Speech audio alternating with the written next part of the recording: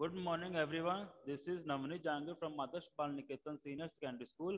I teach English here. Today, we are going to read chapter number 10 of class 7. The name of chapter is The Story of Cricket.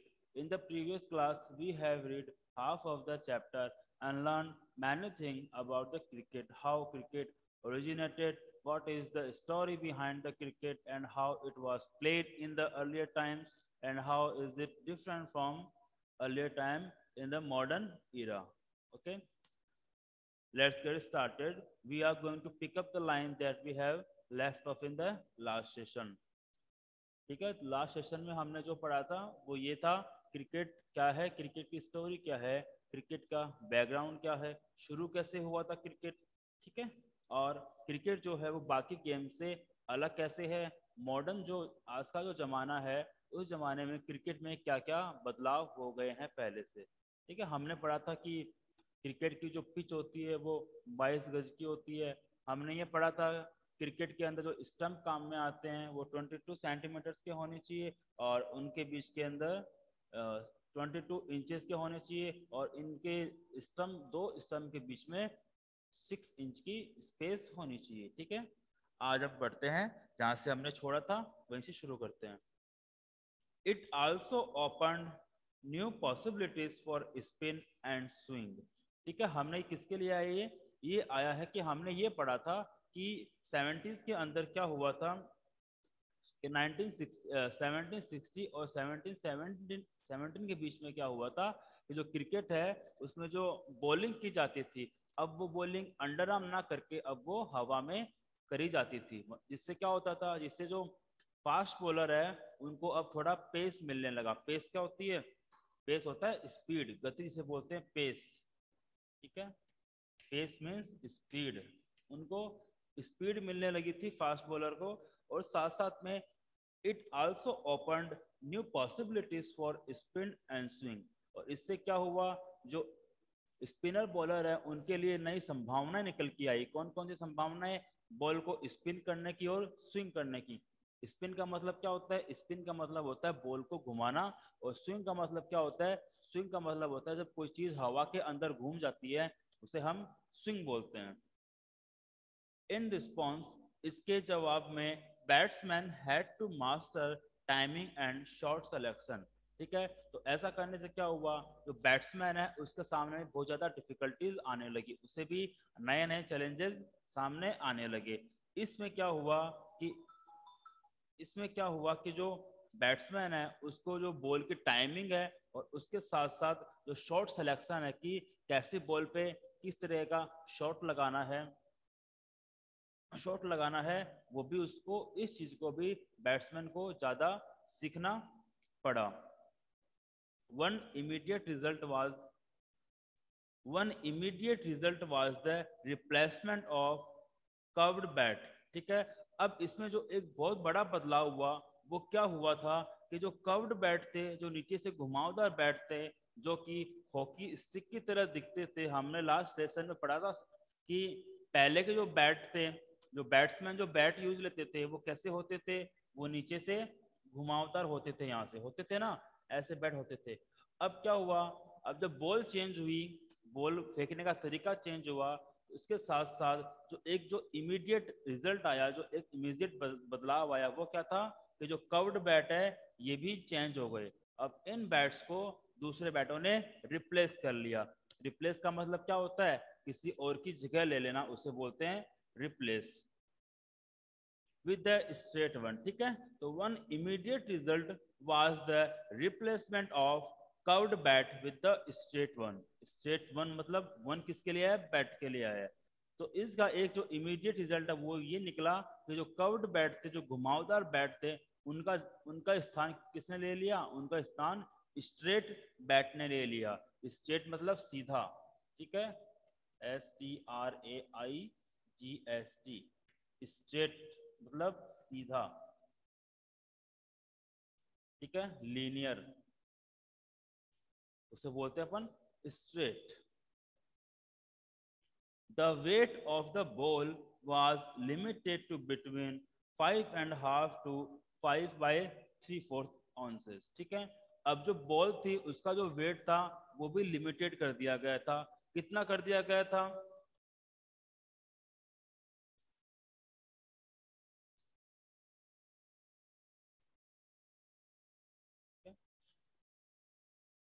5/2 to 5/3 उसका ऑन्स का जो wait होता था वो कर दिया गया था बॉल का। ऑन्स क्या होता है? ऑन्स क्या है? A unit of weight. ठीक है, ऑन्स क्या है? ए यूनिट ऑफ वेट, तौल की एक इकाई है ounce. And the width of the bat to 4 inches, और जो बैट है उसकी जो विड्थ है, चौड़ाई है, वो कितनी कर दी गई? वो 4 इंच कर दी गई। देखो एक चीज से बदलाव आने से कितनी चीजों में बदलाव आ गया। सिर्फ बदलाव किस में आया था? बदलाव सिर्फ आया था बॉल फेंकने के तरीके में बदलाव आया था। उसकी वजह से बहुत सारे बदलाव क्रिकेट में ऑटोमेटिक आ गए, है ना। जैसे कि बैट जो है उसकी शेप चेंज हो गई, कर्व्ड बैट से स्ट्रेट बैट आ गए। ठीक है, बॉलिंग की जो बॉल का जो वजन है वो चेंज हो गया। इसके साथ साथ जो बैट है उसकी चौड़ाई है वो भी 4 इंच कर दी गई। ठीक है, आगे देखो। इन 1774 1774 में the first leg before law was the first leg before law was publish. तो क्या बोला गया कि 1774 के अंदर पहला लेग बिफोर नियम शुरू किया गया। ऑल्सो अराउंड दिस टाइम, और इसी ही समय के आसपास, ए थर्ड स्टंप बिकम कॉमन। ये जो एक थर्ड स्टंप है वो क्या बन गया? वो भी सामान्य बन गया। ठीक है, बाय 1780 1780 तक 3 days had become the length of a major match, and this year also saw the creation of first 6 team cricket ball। ठीक है, क्या हुआ इसके अंदर कि 1780 में क्रिकेट में एक बदलाव हुआ। कौन सा बदलाव हुआ? कि 1780 के अंदर क्या हुआ? 3 days had become the length of a major match। अब 3 दिन की जो पीरियड है, 3 दिन का जो अवधि है, वो क्या बन गया था? वो टेस्ट मैच है। जो मेजर मैच का मतलब क्या है? Test match. तो 3 दिन की जो अवधि है वो टेस्ट मैच के लिए क्या कर दी गई? फिक्स कर दी गई। ठीक है, और साथ साथ में क्या हुआ? इसके साथ साथ के अंदर जो बॉलिंग है, जो ओवर होता है बॉलिंग का, वो कितना कर दिया गया? वो 6 बॉल्स का कर दिया गया। ठीक है, पहले इससे पहले क्या था? इससे पहले 8 बॉल का एक ओवर होता था। ठीक है, 1780 से पहले क्रिकेट में एक ओवर 8 बॉल्स का होता था, और 1780 के बाद क्या हो गया? एक क्रिकेट मैच के अंदर एक ओवर 6 बॉल का हो गया। If you look at the games equipment, अगर हम जो गेम के साधन है उनकी तरफ देखते हैं। इक्विपमेंट क्या होते हैं? टूल्स। ठीक है, इक्विपमेंट टूल्स बोलते हैं इनको, साधन। ठीक है, तो क्रिकेट के जो इक्विपमेंट है, if you look at the games equipment, अगर हम जो हमारा खेल है क्रिकेट उसके इक्विपमेंट की तरफ देखते हैं, you can see how cricket both changed with changing times and yet fundamentally remained true to its origins in rural England. कि हम अगर इसके इक्विपमेंट की तरफ देखते हैं तो हम ये पाते हैं कि क्या है, क्रिकेट में क्या हुआ है? क्रिकेट के अंदर बदलाव तो हुआ है, लेकिन बदलाव के साथ साथ जो उसका फंडामेंटली है, जो फंडामेंटल क्या होता है? आधार। ठीक है, फंडामेंटल मतलब आधार। जहां से वो शुरू हुआ था उसको बोलते हैं अपन आधार, बेस। कि उसका जो फंडामेंटल है वो चेंज नहीं हुआ, उसका क्रिकेट का बेस है वो चेंज नहीं हुआ, लेकिन इसमें बहुत सारे बदलाव आ गए। ठीक है, yet fundamentally remained true to its origin, लेकिन आधारभूत रूप से वो अपना जो ओरिजिन है, जहां से उसकी उत्पत्ति हुई थी, इन रूरल इंग्लैंड, ग्रामीण इंग्लैंड के अंदर जहां से क्रिकेट की उत्पत्ति हुई थी, उसका जो आधार था वो अभी भी वही बना रहा। उसमें कोई बदलाव नहीं हुआ। बदलाव किसमें हुआ? बदलाव सिर्फ क्रिकेट के इक्विपमेंट्स में हुआ, ठीक है, और साथ साथ क्रिकेट के इक्विपमेंट्स में बदलाव होने के साथ उसके थोड़े नियम में बदलाव हुआ, लेकिन उसका जो मूल स्वरूप था वो वैसा वैसा बना रहा। ओरिजिन वर्ड अपने पास आया एक, ओरिजिन, इसका मतलब क्या होता है? उत्पत्ति का स्थान। कोई भी चीज जहां से निकलती है, जहां से पैदा होती है, जहां से वो शुरू होती है, उस चीज उस जगह को या उस हालात को, उस समय को, ठीक है, उस चीज का ओरिजिन बोलते हैं। ठीक है, कोई चीज कहां से निकली है, कहां से उसकी उत्पत्ति हुई है, उसे बोलते हैं अपन origin. Cricket's most important tools are, cricket के जो ज्यादातर क्रिकेट के जो ज्यादा महत्वपूर्ण टूल्स है, इक्विपमेंट है, औजार है, are all made of natural, वो सभी प्राकृतिक रूप से बनाए जाते हैं। प्री इंडस्ट्रियल मटेरियल्स, अब क्या होता है pre industrial material? Pre industrial material क्या होता है भाई? देखो,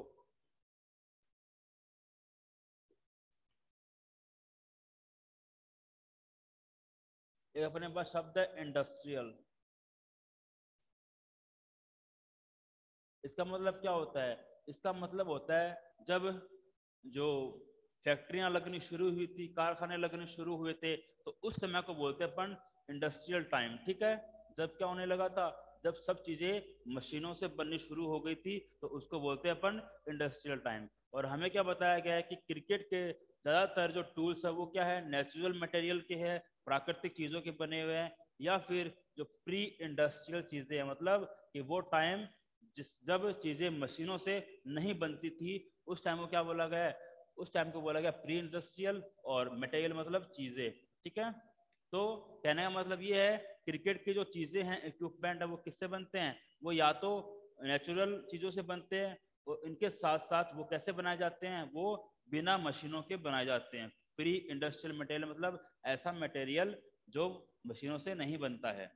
ठीक है, the bat is made, bat को बनाया जाता है विद लेदर, लेदर की सहायता से, ट्वाइन, ट्वाइन की सहायता से, और कॉर्क, कॉर्क की सहायता से। ठीक है, इवन टुडे, यहाँ तक आज भी, both bat and ball are handmade, कि यहाँ तक कि वर्तमान में भी आज भी जो बैट है और बॉल है उनको हाथों से बनाया जाता है, ना कि मशीनों से। The material of bat change slightly over time. ठीक है, तो बैट का जो मटेरियल है, बैट की जो उत्पाद है, ठीक है, बैट का जो मटेरियल है वो समय के साथ थोड़ा सा बदला है। स्लाइटली क्या होता है? थोड़ा सा।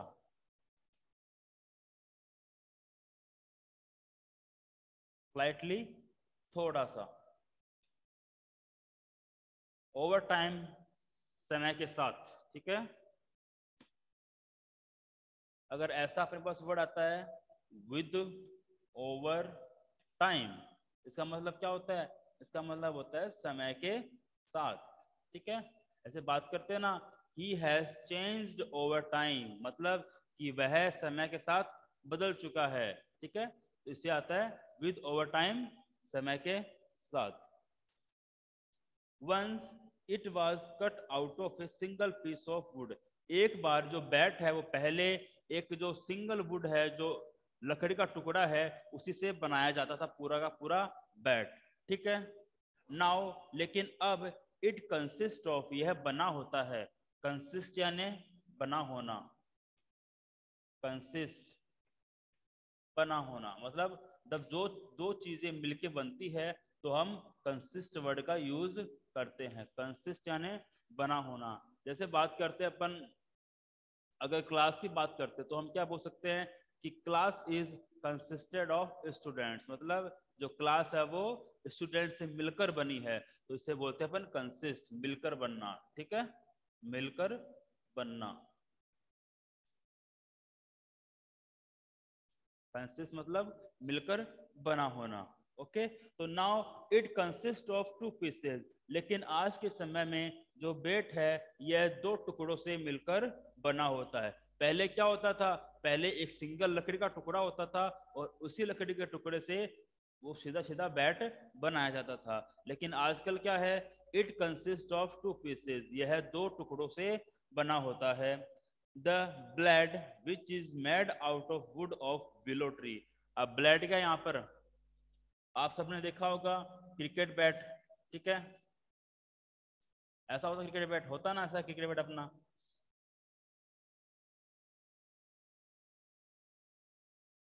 ऐसा होता है क्रिकेट बैट, सबने देखा होगा अपना क्रिकेट बैट ऐसा होता है क्रिकेट का बैट जो होता है, ठीक है। अब ये वाला जो पार्ट है ना, ये वाला पार्ट बैट के इस वाले पार्ट को बोलते हैं अपन ब्लेड, क्या बोलते हैं, ब्लेड बोलते हैं। और किसका बनता है ये बनता है विलो ट्री, एक ट्री का नाम है विलो, ठीक है, जो स्पेशली किसके लिए होती है, वो स्पेशली क्या होती है, ये जो विलो वुड होती है ये वजन में हल्की होती है और मजबूत होती है, ठीक है, और क्या कर सकती है ये चोट सहन कर सकती है, ठीक है। तो जो क्रिकेट का ब्लेड होता है वो किसका बना होता है, वो बना होता है विलो ट्री है उसकी लकड़ी का बना होता है। And handle which is made out of cane, ठीक है। और जो ये हैंडल है इसका, ये हैंडल ये क्या होता है, ये केन एक लकड़ी का टाइप है, ठीक है, एक ट्री का टाइप है केन, ये उस लकड़ी का बना होता है ये हैंडल क्रिकेट का, ठीक है। अब कोई चीज भी देखो इसमें बताया गया made out of, made out of इसका मतलब क्या है, इसका मतलब है जब हम कोई चीज बनाते हैं किसी दूसरी चीज से बनाते हैं, ठीक है, तो हम किसका यूज लेते हैं, तो हम मेड आउट ऑफ का यूज लेते हैं, मतलब कोई चीज है वो उसमें से निकाल कर बनाई गई है, ठीक है, मेड आउट ऑफ कि उसका बना होना। that became available as European colonists and trading companies established themselves in Asia। और ये जो कॉर्न ट्री है, जो कॉर्न ये कब आया था इंडिया, ये कब आया था एशिया के अंदर, कि जब जो यूरोपियन कंट्रीज है, यूरोपियन कंट्री जैसे बात करते हैं ब्रिटेन, ठीक है, अंग्रेज जो थे, फ्रांसीसी थे, डच लोग जो थे, वो तब एशिया के अंदर बिजनेस करने के लिए आए थे, अपना कॉलोनी है अपना उपनिवेश स्थापित करने के लिए आए थे। तो तब उन लोगों के साथ क्या हुआ, वो लोग वहां से कुछ पौधे भी लेकर आए, कुछ ऐसी चीजें भी लेकर आए जो सिर्फ यूरोप में ही अवेलेबल थी। तो तब वो जो जब वो लोग आए थे तब वो अपने साथ ये जो केन ट्री का पौधा है ये भी साथ लेकर आए थे, ठीक है। Unlike unlike golf and tennis, golf and tennis की बजाय, अनलाइक का मतलब क्या होता है, अनलाइक का मतलब होता है अनलाइक अलग, ठीक है, मतलब दूसरे के जैसा नहीं होना, उसे बोलते हैं अपन अनलाइक, ठीक है। अनलाइक गोल्फ एंड टेनिस की गोल्फ और टेनिस के बजाय cricket has refuse to remake its tool with industrial और मैन मेड मटेरियल, ठीक, क्या बोला इसने कि जो गोल्फ है और क्रिकेट है, सॉरी, जो गोल्फ है और टेनिस है वो कैसे बनते हैं, वो बनते हैं जैसे इंडस्ट्रियल मटेरियल है या फिर मशीनों से बनते हैं। लेकिन क्रिकेट में क्या है, cricket has refuse to remake, मतलब क्रिकेट ने मना कर दिया, मतलब क्रिकेट खुद मना नहीं करता है, क्रिकेट को जो लोग खेलते हैं वो क्या करते हैं, वो मना करते हैं। तो cricket refuse to make its tool, cricket खेलने वालों ने यह मना कर दिया, क्या मना कर दिया, कि अपने जो टूल है क्रिकेट के जो सामान है क्रिकेट का वो किससे बना हो, वो इंडस्ट्रियल मटेरियल का हो या फिर मैन मेड यानी आर्टिफिशियल चीजों का बना हो, ठीक है। मतलब कहने का क्या है इसका मतलब ये है कि क्रिकेट के जो टूल्स हैं वो आज भी आर्टिफिशियल नहीं है, मैन मेड नहीं है या मशीनों से नहीं बनाए जाते हैं, वो आज भी किसके बने होते हैं, हैंडमेड बने होते हैं और नेचुरल मटेरियल के बने होते हैं, प्राकृतिक चीजों के बने होते हैं। जैसे कि बात करते हैं प्लास्टिक, प्लास्टिक क्या है, प्लास्टिक अपना है मैन मेड चीज है ना, प्लास्टिक है ना, प्लास्टिक ये तो है नहीं कि नेचर के अंदर उगता है, नहीं उगता ना, तो प्लास्टिक क्या अपना मैन मेड मटेरियल है, ठीक है, कृत्रिम चीज है। और फाइबर ग्लास भी क्या है, मैन मेड चीज है। And metal have been firmly rejected. तो इन चीजों के अंदर, क्रिकेट के अंदर प्लास्टिक, फाइबरग्लास और मेटल को पूरी तरीके से क्या कर दिया गया है, रिजेक्ट कर दिया गया है, मतलब मना कर दिया गया है इनका। फर्मली का मतलब क्या होता है, पक्के रूप से, ठीक है, फर्मली पक्के रूप से, निश्चित रूप से, ठीक है, सर्टेन निश्चित रूप से, ठीक है, इसे बोलते हैं अपन फर्मली, निश्चित रूप से। But in the matter of protective equipment, लेकिन अगर बात करते हैं रक्षात्मक चीजों के अंदर, मतलब बैट और बॉल की तो बात हमने कर ली, लेकिन आपने देखा होगा कि क्रिकेट खिलाड़ी होते हैं वो हेलमेट पहनते हैं ना, ग्लव्स पहनते हैं, तो वो क्या है, वो सब प्रोटेक्टिव इक्विपमेंट है, सुरक्षा करने वाली चीजें हैं। तो in the matter of protective equipment, लेकिन अगर जो प्रोटेक्टिव इक्विपमेंट हैं उनके उनकी बात करी जाए, cricket has been influenced by technological change, cricket के ऊपर जो टेक्नोलॉजिकल चेंज है उसका प्रभाव पड़ चुका है। इन्फ्लुएंस का मतलब क्या होता है, प्रभाव, इन्फ्लुएंस प्रभाव, ठीक है। क्या बोला गया इसके अंदर कि जो प्रोटेक्टिव इक्विपमेंट है, जैसे हेलमेट है, ग्लव्स है, ठीक है, तो इन चीजों में क्या हो गया है, इन चीजों के अंदर जो टेक्नोलॉजिकल इन्फ्लुएंस है उसका वो शुरू हो गया है, ठीक है, टेक्नोलॉजिकल बदलाव का उनमें प्रभाव दिखने लगा है।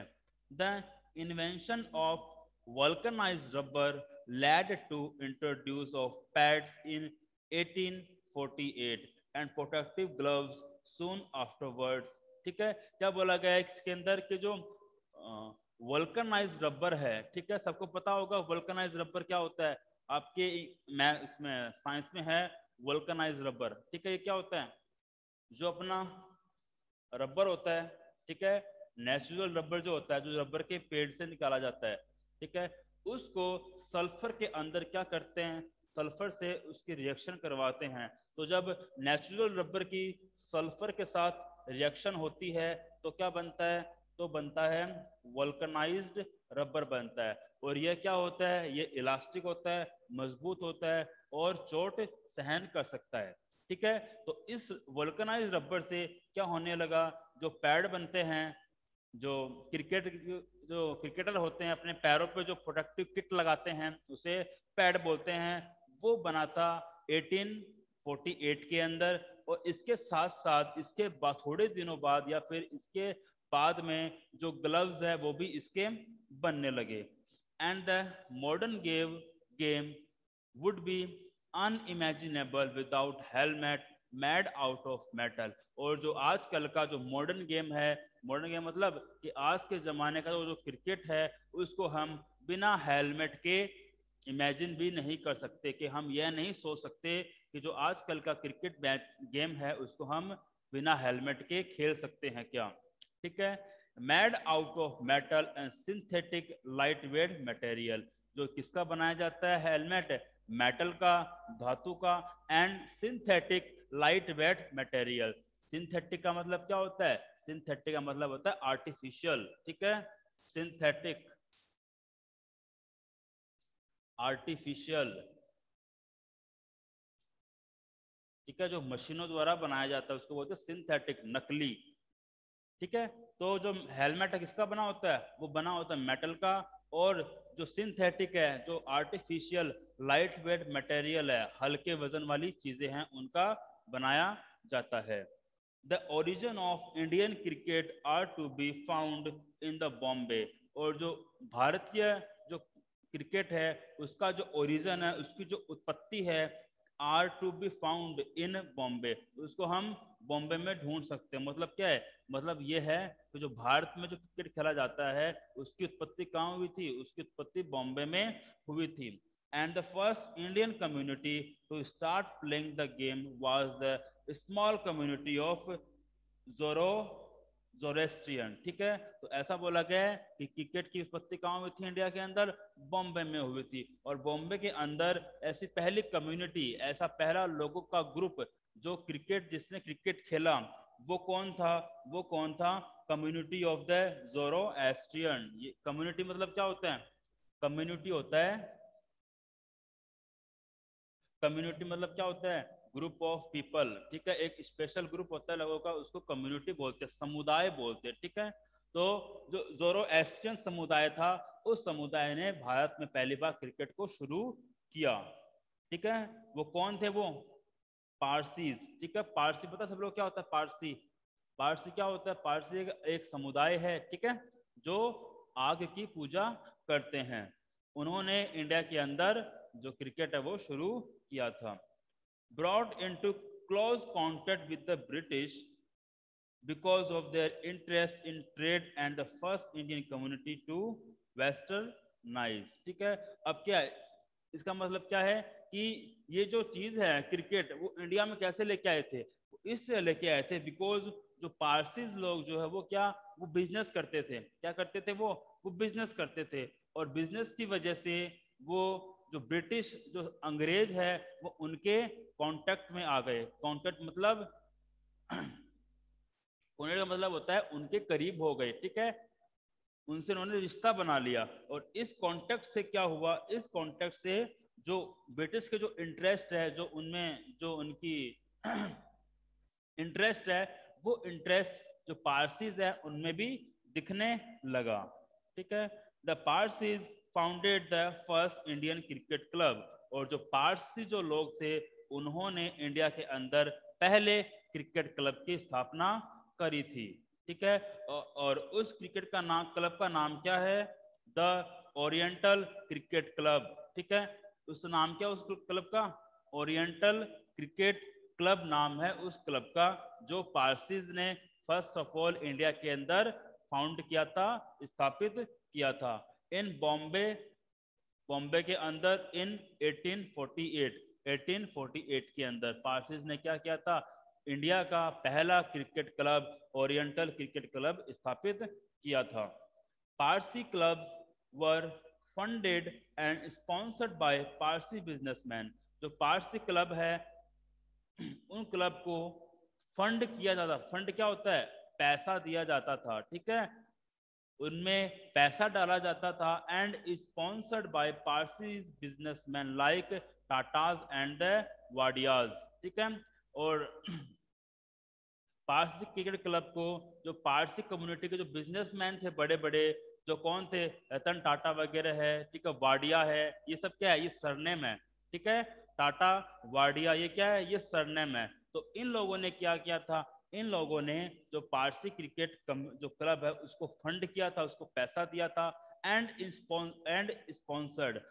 क्या होता है स्पॉन्सर का मतलब? होता है स्पॉन्सर का मतलब होता है कि आप उनको आगे बढ़ाया था, ठीक है, उनके एड किए थे, या फिर उनकी पहचान बनाई थी, उनको आगे लेके गए, लोगों तक उनको बताया था, ठीक है। द वाइट क्रिकेट इलाइट, आगे देखो, the white cricket elite in India offered no help to the enthusiastic Parsis. और जो व्हाइट क्रिकेट इलाइट किसके लिए आया है? व्हाइट कौन होते हैं? अंग्रेजों के लिए आया है। इलाइट का मतलब क्या होता है? इलाइट का मतलब होता है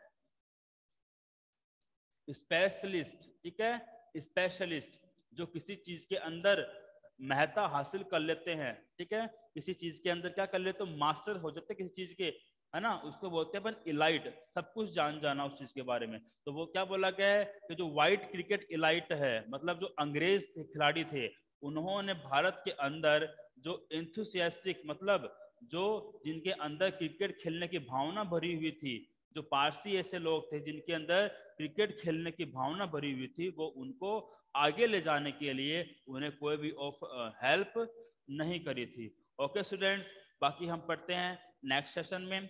till then take care, goodbye. आपका होमवर्क यही है, अब तक जो मैंने पढ़ाया आपको उसको रिवाइज करना है, और जो भी मीनिंग मैंने ब्लैक बोर्ड पे लिखे थे आपको वो मीनिंग सब ढूंढने हैं, उनके वर्ड मीनिंग आपको बुक में करने हैं, ठीक है, उनको लर्न करना है। Till then take care, goodbye, have a nice day.